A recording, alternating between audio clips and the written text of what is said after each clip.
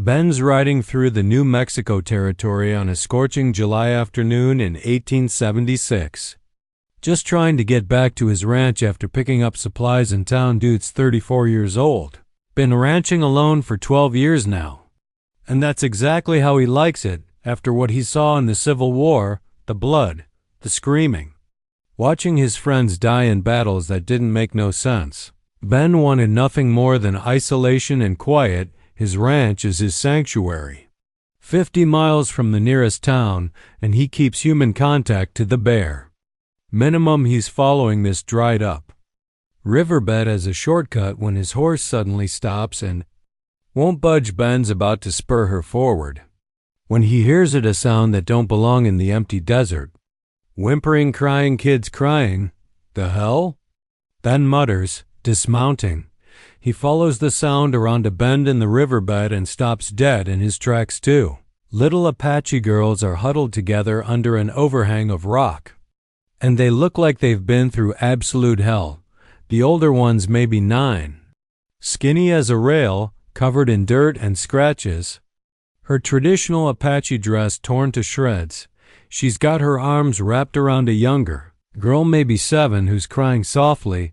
Both of them got sunburned faces, cracked lips from dehydration, and eyes that have seen things no kid should ever see. Second, the older girl spots Ben. She hisses like a wildcat and pulls the younger one behind her, ready to fight even though she's half dead from exposure. She's saying something in Apache, sharp and defensive, and Ben don't need a translation to know she's telling him to back off. Easy there. Little one, I ain't gonna hurt you. Ben holds up his hands, showing he's unarmed, keeping his voice low and calm. You two look like you could use some water and food. The older girl's still glaring at him, but Ben can see she's swaying on her feet. Barely able to stand, the younger girl's completely limp in her arms, eyes closed. Probably already passed out from dehydration. Ben slowly pulls his canteen from his belt and uncaps it, takes a drink himself to show it's safe, then sets it on the ground and backs away. Water right there? You need it more than I do. For a long minute, the older girl just stares at him, suspicious as hell. Then her eyes flick to the canteen, to her little sister, and back to Ben. Survival wins out over fear. She grabs the canteen and starts pouring water into the younger girl's mouth, then drinks some herself, never taking her eyes off Ben. That's it. Slow sips, don't make yourself sick. Ben sits down in the dirt, trying to look non-threatening. What are you two doing out here all alone? Where's your family? The girl don't answer, probably don't speak English anyway, but the look in her eyes tells Ben everything he needs to know. Something bad happened, real bad.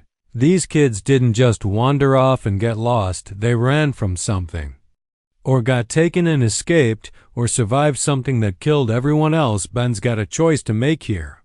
He could ride to town, report this to the army or the territorial marshal. Let them deal with it. That's the smart play. Don't get involved. Don't complicate his nice simple life. But looking at these two terrified kids, one of them barely conscious, both of them maybe hours away from dying in this desert. Damn it, Ben mutters, knowing he's about to make his life way more complicated. He can't just leave them. He ain't that heartless, no matter how much he values his solitude. All right, girls, you're coming with me. He moves slow, telegraphing every movement so he don't spook them. I got a ranch about 10 miles from here. Food, water, beds. You'll be safe. When he reaches for the younger girl to pick her up, the older one freaks out, scratching at his arms, trying to pull her sister away. Yelling in Apache, Ben just takes the hits, gentle but firm, and scoops up the unconscious kid. I know you're scared. I know you don't know me from Adam. But your sister's dying and I'm trying to help, so you can come with me peaceful or you can fight me the whole way. But either way, we're going. The older girl's crying now, clearly torn between protecting her sister and knowing they're out of options. When Ben starts walking back to his horse with the younger girl, The older one follows, still crying, still ready to attack if he does anything threatening. Getting both girls on the horse is a nightmare. The older one's terrified of the animal, and the younger one's dead weight. Ben ends up holding both of them in front of him on the saddle, which is awkward as hell and slows them down, but it works the whole ride back. Ben's thinking about how stupid this is. He don't know nothing about kids. He's a bachelor who barely takes care of himself. Lives on beans and jerky half the time. Ain't had a conversation longer than 5 minutes in months. What's he gonna do with two traumatized Apache girls who don't speak English? The younger girl's burning up with fever, mumbling in her sleep. The older one's rigid as a board, holding on to her sister, watching Ben's every move like she expects him to hurt them any second. It's all right, Ben keeps saying. Even though they can't understand him, you're gonna be okay, I promise. He has no idea if that's true. No idea where they came from or how to find their people. No idea how to take care of kids. Period. But he made the promise, and Ben Morrison ain't the type to go back on his word when they finally get to his ranch. Ben carries the younger girl inside while the older one follows like a suspicious shadow. He lays the little one on his bed only. Bet he's got and starts trying to clean her up and get fluids in her. Older girl watches everything, and slowly, very slowly, she starts to relax like she's realizing this strange white man really is trying to help, not hurt them, that night. Both girls sleep in his bed while Ben takes the floor. He lies there staring at the ceiling, thinking his quiet life just went completely off the rails. Figures this is temporary, few days. Maybe a week tops. Get them healthy. Find their family. Send them home. Ben has no idea he just became a father to two little girls who are about to turn his whole world upside down, and he definitely don't know that their mother's gonna change his fate forever. Right now he's just a reluctant cowboy trying to do the right things. Sometimes that's all it takes. Ben wakes up the next morning with two sets of dark eyes staring at him from the bed. The older girl still got that protective, suspicious look, but the younger one's awake now and looking around his cabin like she's never seen four walls before. Ben sits up from his spot on the floor, every bone in his body aching, and tries to smile in a way that don't look creepy. Morning, you girls hungry? They just stare at him, right? No English breakfast is a disaster. Ben makes his usual hardtack biscuits and coffee and realizes real quick that ain't kid food. The younger girl takes one bite of the rock-hard biscuit and spits it out, making a face. The older one tries to eat it to be polite, but she's struggling. Ben ends up scrambling some eggs, which they actually eat, and he's thinking, okay, I can do this. Just keep them fed for a few days till I figure out where they belong. Those few days turn into weeks. Ben rides into town asking around, anybody know about missing Apache girls? Any raids or attacks reported? Nobody knows nothing, or if they do, they ain't telling. The Apache reservation is 60 miles north. And when Ben makes the trip with the girls, the tribal leaders say they'll ask around, but nobody comes forward to claim them. Either the girl's family is dead, or they're too scared to come get them from a white man, or something else is going on that Ben can't figure out. He's stuck. And these kids are turning his orderly bachelor life into complete chaos. The older girl, Ben starts calling her Sage because she's got these serious, wise beyond her years eyes, takes everything seriously. She's trying to take care of her little sister, trying to keep them both safe in this strange place with this strange man. She won't let the younger girl out of her sight, and she watches Ben like a hawk, waiting for him to turn mean or dangerous. The younger one cricket.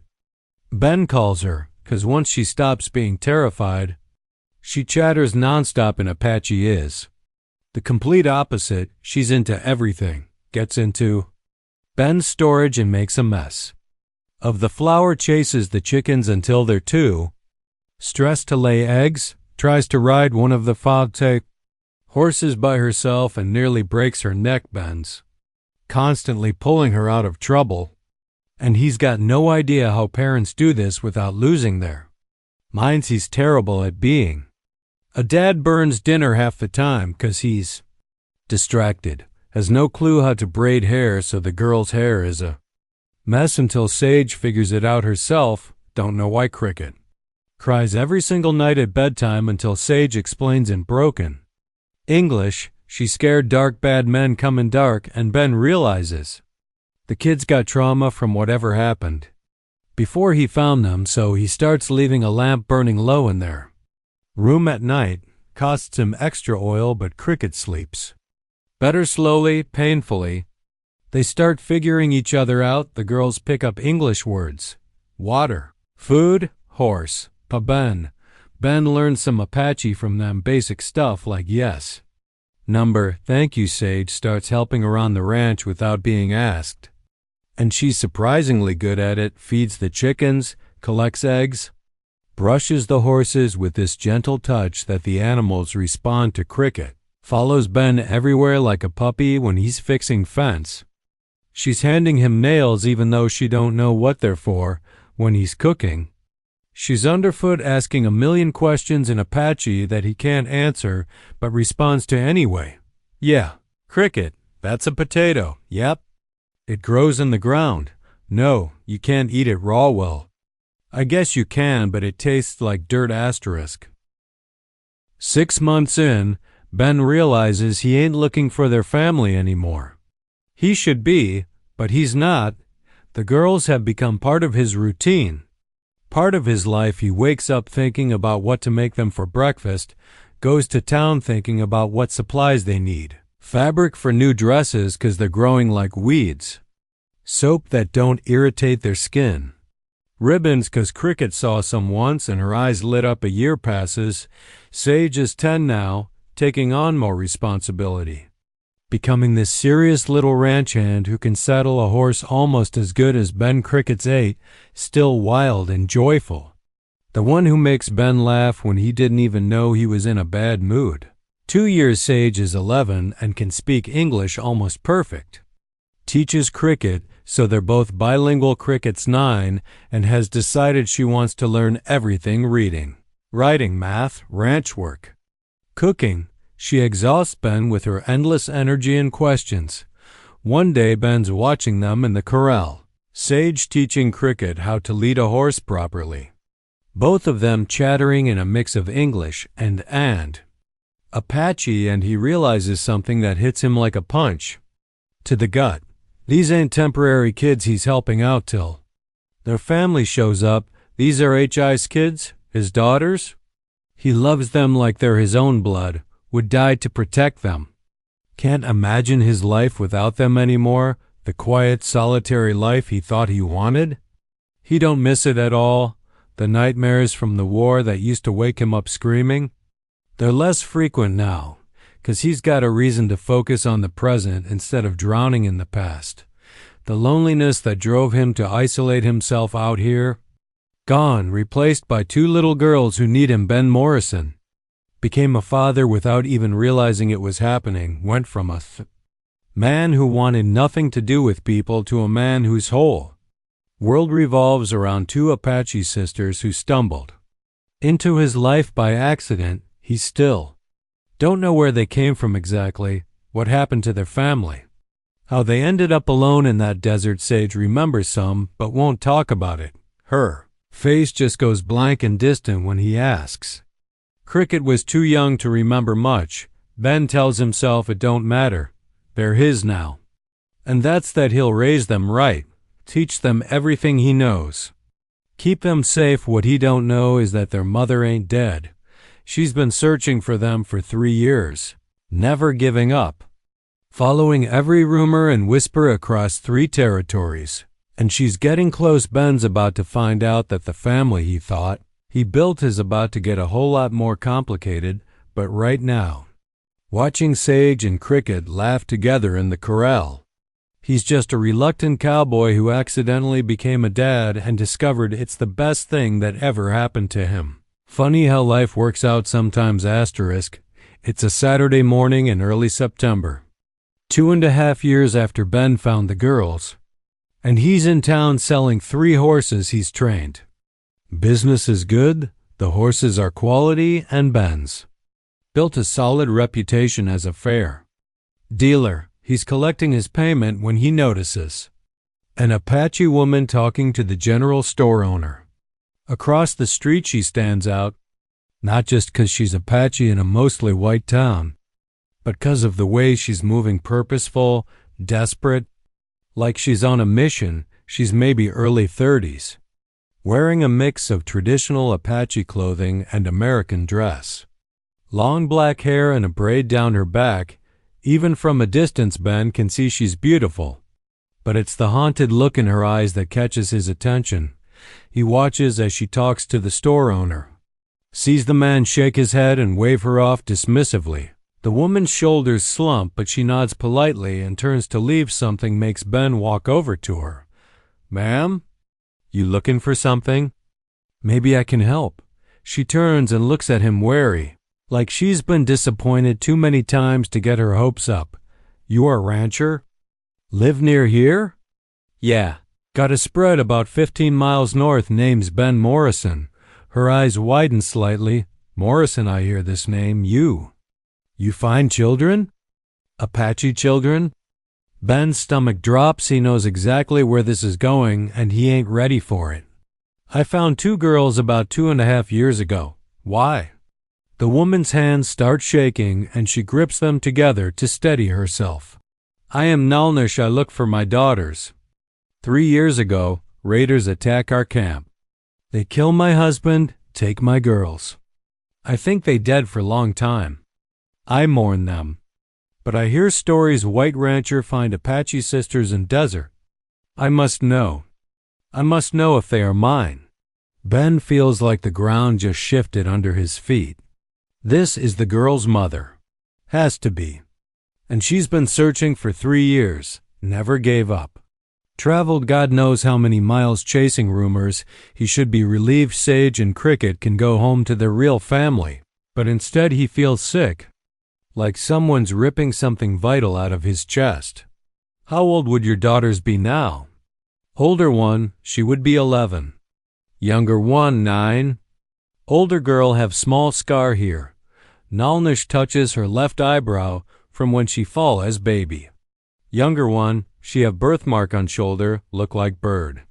"Sage has that scar, Cricket has that birthmark." This is their mother. Ben's mind is racing. He could lie. Could say his girls don't match that description, send this woman on her way. Keep his daughters, keep his life the way it is now. But he looks at Nalnish's face, the desperate hope mixed with fear of disappointment, and he can't do it.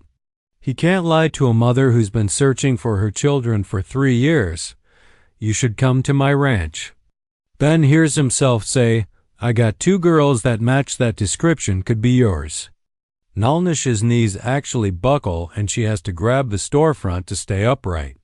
She's crying now, silent tears running down her face. "They alive? My baby's alive? If they're your girls, yeah, they're alive and healthy. I'll take you to them."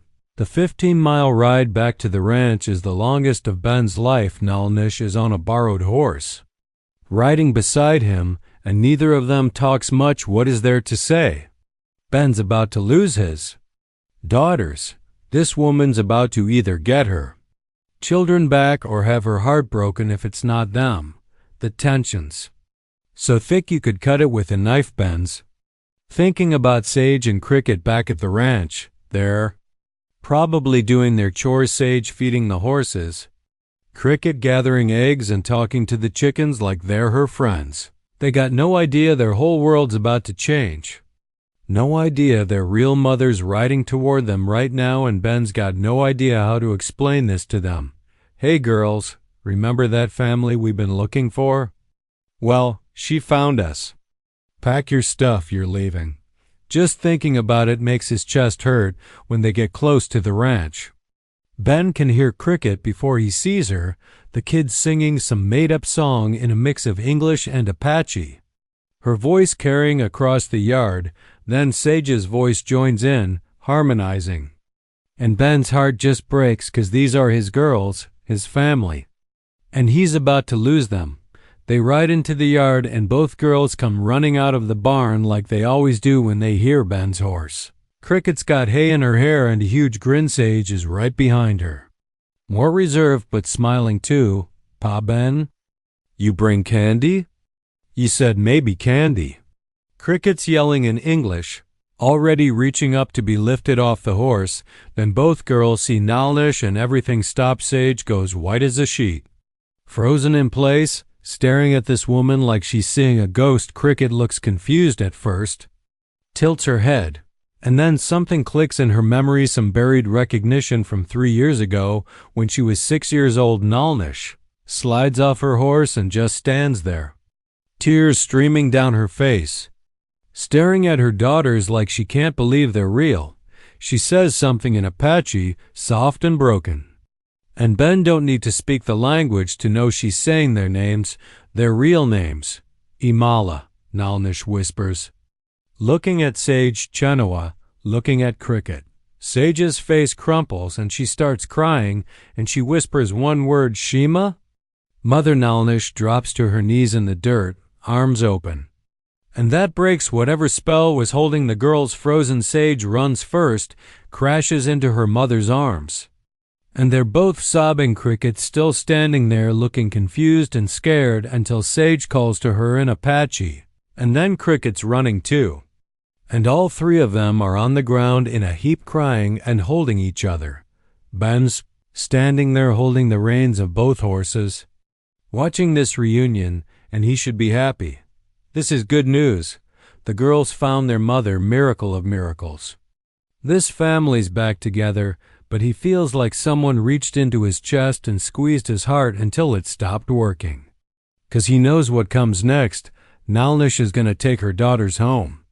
Back to the reservation, back to her people, back to where they belong, and Ben's going to go back to being alone, back to the quiet, empty ranch, back to having nobody call him Pa Ben or ask him endless questions or follow him around or need him. Gonna lose his little girl. Nalnish looks up at him over her daughters' heads, and her face is pure joy mixed with gratitude. Thank you, she says in English, voice shaking.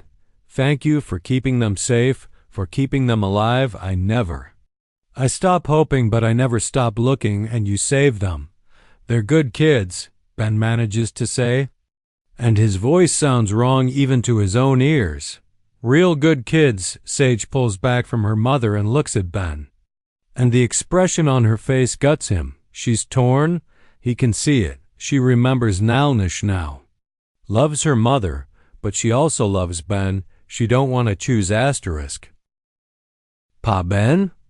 Cricket's voice is small, scared. What happening? And Ben realizes he's got to be the adult here. Got to do what's right for the girls even though it's killing him. This is your mama. Cricket, your real mama. She's been looking for you for a long time.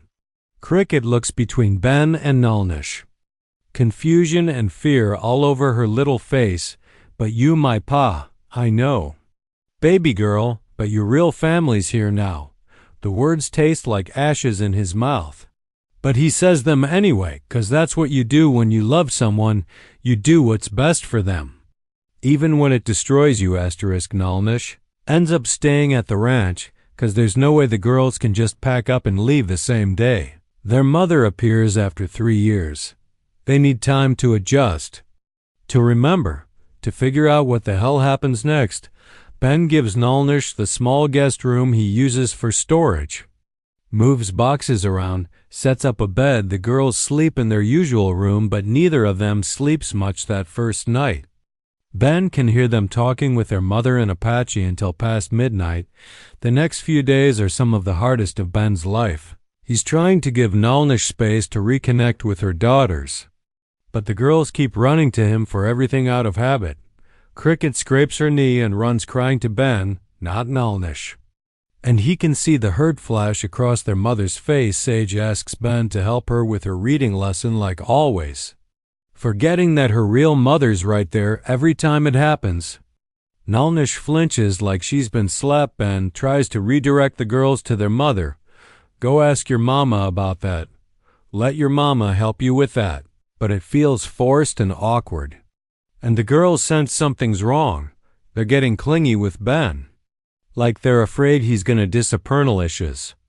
Doing her best, she's teaching them Apache songs she used to sing when they were babies. Telling stories about their father, a warrior named Ashki who was brave and kind and loved them more than life, showing them how to bead in the traditional way, how to prepare certain foods. Trying to reconnect them with their heritage that they've mostly forgotten. Sage is slowly warming up to her. Memories coming back. She curl up next to Nalnish sometimes and let her mother braid her hair. And Nalnish looks so grateful for these small moments it breaks Ben's heart, but Cricket's struggling. She was too young when she was taken. She don't really remember Nalnish. And this stranger claiming to be her mother is confusing and scary. Meanwhile, the house is tense as hell. 3 adults and 2 kids in a small ranch house ain't built for it. Ben's hyper-aware of Nalnish all the time, where she is, what she's doing, how she smells like sage and leather and something uniquely her. He catches himself staring when she's teaching the girls, admiring how patient she is, how gentle the way she moves. Graceful and strong, how her whole face lights up when one of the girls remembers something from before, and Nalnish is watching Ben too. She sees how good he is with her daughters, firm but kind. Playful when they need it, serious when they're misbehaving. How hard he works to provide for them. The way Sage trusts his judgment completely, and Cricket lights up when he comes in the room. This man raised her children for almost 3 years. Kept them safe and loved when she couldn't.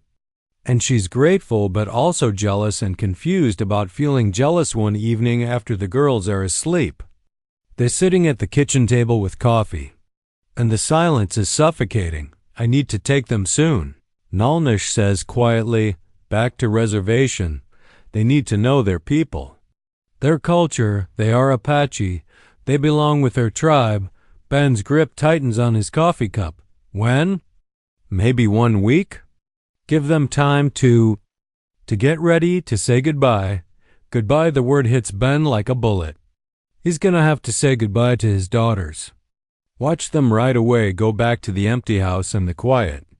And the loneliness he thought he wanted all those years ago. They're gonna have a hard time adjusting, Ben says, trying to keep his voice steady. Cricket especially, she don't remember the reservation. Don't remember Apache life. She's gonna be scared. I know. But she will learn children are strong. She will remember who she is. She knows who she is. She's my daughter. The words come out harder than Ben intended. Nalnish's eyes flash. She is my daughter. I gave birth to her. I raised her first 4 years of her life before she was stolen from me. You are a good man who help when she need help, but I am her mother, and I'm her father. Maybe not by blood, but I've been there every day for almost 3 years. I taught her to read. I check for monsters under her bed. I know she's scared of thunderstorms and loves strawberries and hates wearing shoes. That makes me her father whether you like it or not. They're both standing now. Voices rising, and Nalnish's got tears in her eyes. You think I don't know these things break my heart? You think I don't wish I was the one there for her all this time? I lost 3 years with my daughters because bad men took them. And now I find them, and they don't even know me. Sage barely remember me, and Cricket look at me like I am stranger. You think this is easy for me? Ben's breathing hard, and he sees the pain on Nalnish's face reel. Deep pain, and his anger deflates. No, I know it ain't easy. I'm sorry. I can't imagine losing them. I already lost them once. I know exactly how it feels. Nalnish sits back down, exhausted. But they need their culture. They need to know where they come from. I cannot let them grow up thinking they are white. That is not who they are. I never tried to make them white. I taught them their language. Let them practice their traditions. You don't know our traditions. You are a good man, Ben, but you are not Apache. You cannot teach them what it means to be Apache because you don't know. She's right, and Ben knows it. He's done his best, but there's a whole world of culture and history and identity that he can't give the girls because he don't understand it himself. They sit in silence for a long time. Then Nalnish says something that changes everything. I see how much you love them, how much they love you, and I think maybe they need both of us, not just me, not just you. Both. Ben looks up. What are you saying? I don't know. Nalnish's fingers are tracing patterns on the table. Nervous, I just know that taking them from you will hurt them.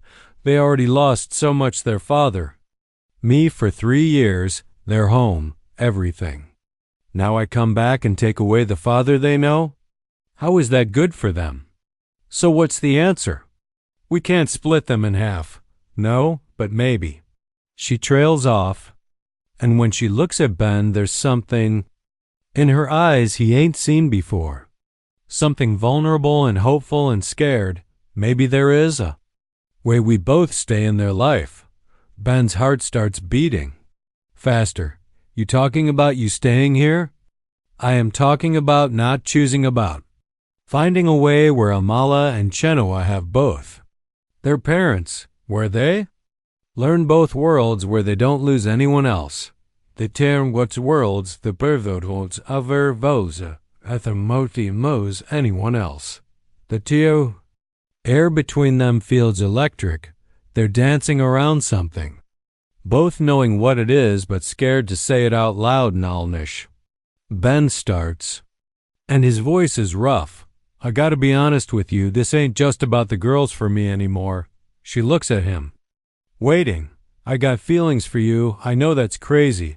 We barely know each other. You just got here.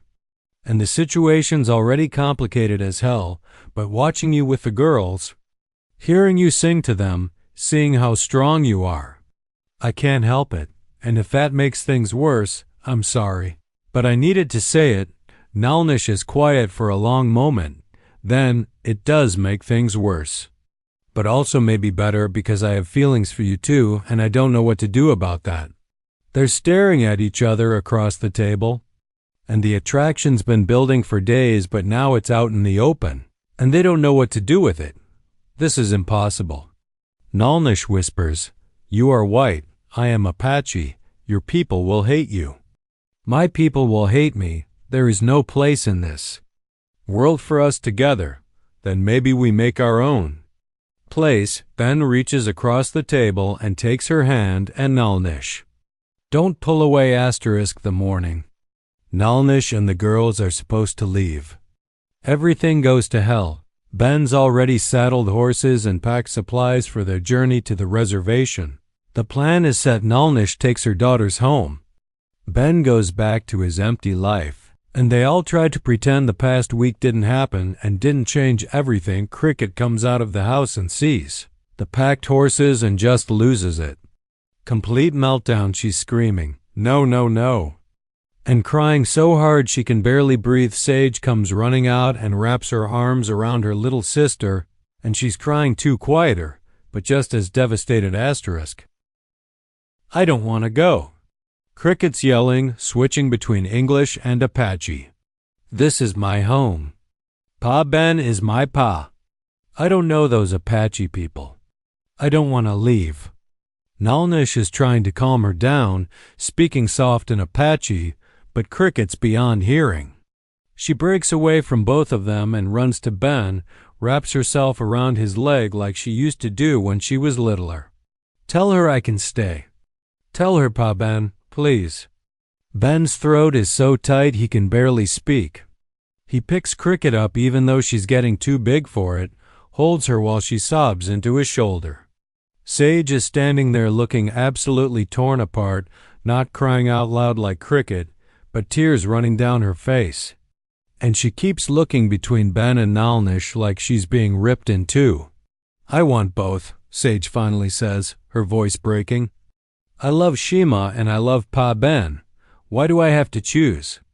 It's not fair. And that's when Nalnish does something that stuns everyone into silence. She sits down right there in the dirt, and she's crying too now, really crying, not trying to hide it. You are right, Amala. It is not fair. None of this is fair. She looks up at Ben holding Cricket, at Sage standing between them looking lost, and something in her face just breaks open. I cannot do this, Nalnish says. I cannot take you from him. I cannot make you leave the only home you remember. I cannot be the reason you lose another father. What are you saying? Ben asks, his voice rough. Nalnish stands up, walks over to him, puts her hand on Cricket's back while the girl's still clinging to Ben. I am saying, I give them to you, officially, my daughters. I give them to you to raise. Nalnish, no, listen to me. She's fierce now, tears still on her face, but her voice strong. I love my daughters more than my own life. That is why I must do this. They have been through so much, taken by slavers, probably saw terrible things, lived thinking I was dead. You gave them safety, gave them love, gave them stability when they had nothing. I see how they are with you. You are their father now. Taking them from you would destroy them, and I cannot. I will not do that to my children. Ah, but you're their mother, and because I am their mother, I choose what is best for them over what I want. I want them with me every moment. I want back the 3 years I lost. But that is not what they need. They need you. They need this home. They need to not lose anyone else they love. Sage is staring at her mother with huge eyes. You're leaving? You're leaving us again? The pain on Nalnish's face could break stone. I am giving you the gift of staying with your father, of keeping your home and your life. I will go back to my people, and I will live knowing you are safe and loved. That is enough for me. It ain't enough, Ben says firmly. And it sure as hell ain't enough for them. Cricket asked the right question. Why do they gotta choose? Why can't they have both of us? Cricket stopped crying, lifting her head from Ben's shoulder to look at him. Sage is holding her breath. Nalnish, I already told you how I feel about you. And I meant it. So I'm asking again, and this time I'm asking in front of our daughters. Ben sets Cricket down, takes Nalnish's hand. Marry me. Stay here. Help me raise these girls together. Be a family, all of us. Ben, you know what that means. I know exactly what it means. It means some people are gonna hate us. It means we'll face prejudice and threats and probably violence. It means your community might reject you and mine might reject me. I know all that. He squeezes her hand. But we already proved we're stronger together. Last week, when those drunk idiots came around causing trouble, we handled it together. We can handle whatever else comes the same way. Your life will be harder. My life will be better. With you and these girls, that's what I want. Not the easy life. Not the safe life. The real life with people I love. Sage suddenly speaks up, her voice small but clear. Please stay, Shima. Please. I want both of you. I need both of you.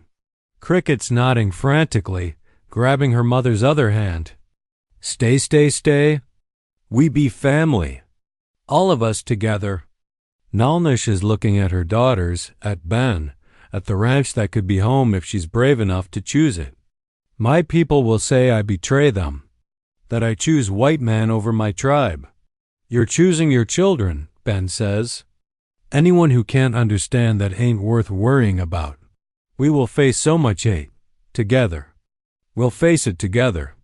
Nalnish closes her eyes, and Ben can see her fighting with herself, heart versus head, want versus should, love versus fear. When she opens her eyes again, there's decision in them. Yes, she whispers. Yes, I will marry you. I will stay. I choose all of us together. The girls start screaming with joy, jumping around, hugging both their parents. Ben pulls Nalnish into his arms and kisses her right there in front of God and the girls and anyone else who might be watching. She kisses him back, and it tastes like hope and fear and possibility all mixed together when they break apart. Nalnish is crying again, but she's smiling. You are crazy, man, Ben Morrison. Yeah, probably. But I'm crazy about you and these girls, so that's gotta count for something. Cricket's tugging on both their hands. So you're staying? Really, really? Really, really, little one, Nalnish says. Then switches to Apache to say it in her own language too. Sage is grinning bigger than Ben's ever seen. We're all a family now. Official? Official as it gets, Ben confirms. They unpack the horses. Cancel the trip to the reservation. And that night, for the first time, they all eat dinner together as a family, not temporary. Not visiting, but permanent. Nalnish's gift to Ben wasn't just her daughters, it was trust. The ultimate act of love from a mother, putting her children's needs above her own wants. But Ben's gift back to her was better, the chance to have both. To not lose her daughters again. To build a family that includes everyone instead of forcing impossible choices. And the girls. Gift to both of them was showing them that love don't care about blood or culture or what society thinks is proper. Family is who you choose, who you fight for, who you refuse to give up on even when it's hard. Tomorrow they'll start dealing with the reality of their choice. But tonight, they're just a family sitting around a table, talking and laughing, planning a future together. And that's the best gift of all. Ben and Nalnish get married 3 days later. There ain't no fancy ceremony, just a ride into town to see Judge Morrison, the only official in the territory who don't give a damn about the scandal. The judge looks at them standing there, white rancher, Apache woman, 2 mixed heritage girls, and just shrugs like he's seen weirder things. You folks sure about this? Life ain't gonna be easy. We're sure, Ben and Nalnish say at the same time, and the girls giggle. Judge Morrison marries them right there with Sage and Cricket as witnesses. When he pronounces them husband and wife, the girls cheer so loud the whole courthouse probably hears it. Walking out, Ben can see people staring through windows, whispering, pointing. A woman he used to buy supplies from turns her back deliberately. A rancher he's known for years spits on the ground and walks away. Nalnish's hand tightens in his. It begins. Yeah, but we got each other. The backlash comes fast and hard. Within a week, half of Ben's regular customers cancel their orders. The general store owner tells them politely but firmly that maybe they should shop elsewhere to avoid uncomfortable situations. Someone paints Indian lover on Ben's barn in the middle of the night. The preacher in town gives a whole sermon about the sanctity of racial purity and the dangers of mixing bloodlines. Even though Ben and Nalnish ain't never been to his church, it gets worse when Nalnish's relatives from the reservation come visiting. Her uncle and 2 cousins ride up angry, demanding she come back, calling her a traitor to her people. You lie with the white man who steals our land and kills our people? You have no honor. Nalnish stands on the porch, back straight, and faces them down in Apache. Ben don't understand most of it, but he gets the gist. She's choosing her daughters, choosing love, and anyone who can't accept it can leave. Her uncle leaves furious, promising she's dead to the tribe. But her Aunt Desba, a tribal elder who's seen 70 winters, stays behind for a minute. She looks at Nalnish, then at Ben, then at the 2 girls peeking out from behind their parents. You choose hard path, she says in broken English. But maybe brave path. Maybe love more important than what others think. She touches Nalnish's face gently. I do not turn my back on you, niece. You always have family with me. It's a small comfort, but it matters. The first year is brutal. Ben loses half his income from canceled contracts. They have to tighten their belts, make do with less. Some nights they hear riders circling the property, and Ben and Nalnish take turns keeping watch with loaded rifles. The girls get called names at the school in town: half-breed, savage, squaw, till Ben just pulls them out and teaches them at home himself. With Nalnish teaching them Apache history and traditions, But slowly, things start to turn around. Mrs. Patterson, the widow whose son Ben saved years ago, starts buying all her horses from them out of loyalty and spite for the gossips. A few other ranchers who value quality over prejudice start doing business with them too. Word spreads about Nalish's incredible skill with horses. She can gentle the wildest Mustang, can train horses to do things most people can't. And soon they're getting buyers from 3 territories over who don't care about the scandal, just want the best stock asterisk. The ranch starts thriving in ways it never did when Ben was alone. Nalnish brings Apache knowledge of the land, which plants are good for the horses, how to read weather patterns, how to track and hunt more efficiently. Ben brings his ranching experience and business sense. Together they're unstoppable 2 years after they marry. Nalnish is pregnant. She gives birth to a healthy boy they name James, after Ben's uncle, with the Apache name. Ashki, after her first husband Sage and Cricket, are over the moon about their baby brother, 11 and 13 now, fighting over who gets to hold him a year later. Twin girls arrive, Sarah and Ruth in English, Tala and Kaya in Apache. The house is chaos with 5 kids, but it's the good kind of chaos. Loud and messy and full of life. Sage grows up strong and bilingual, comfortable in both worlds at 15. She starts helping translate for Apache families dealing with government officials. Using her unique position to bridge the gap between cultures, she's fierce about protecting both her heritages. Won't let anyone make her choose one over the other. Cricket becomes a teacher, opening a small school at the ranch for both white and Apache kids whose parents are willing to let them learn together. She teaches in both languages, both traditions, and slowly, very slowly, starts breaking down some barriers in the community. 5 years after the marriage, Ben and Nalnish are sitting on the porch watching their 5 kids play in the yard. The 3 littlest ones are chasing chickens while Sage teaches Cricket how to make traditional Apache pottery. You ever regret it?